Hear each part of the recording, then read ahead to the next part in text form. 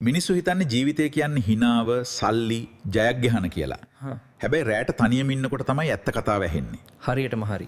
ඔයා කියන්නේ හැම මිනිස්සෙක් ඇතුළෙම නොකියපු කතාවක් තියෙනවා කියලාද? අනිවාර්යෙන්ම. හැමෝටම තියෙනවා. ඔව් පුතා. සමහර කතා මිනිස්සු ලෝකෙට කියන්නේ නැහැ. මොකද ඒ කතාවල තවම ජීවත් වෙන මිනිස්සු ඉන්නවා. මට තේරෙනවා. හත්. එහෙනම් අදට අපි අහන්නේ නමක් නැති ජීවිත කතාවක්. There were arguments, losses, and so much sadness. I can see it. But inside his little mind, he created a whole new world. මට ඒ අමතක කරන්න බෑ. ජීවිත කාලෙම ඒ දේවල් මාත් එක්ක තිබුණා. ඔව්. මට තේරෙනවා. මට හිතුනේ කොච්චර රණ්ඩු නැතිවීම දුකක් තිබුණත් ඒ අතරේ පුංචි දරුවෙක් තමන්ගේම ලෝකයක් හදාගන්නවා. සර්. මම කවදාවත් කාටවත් මේ දේවල් කිව්වද? මේක ඔයාගේ අත්දැකීම?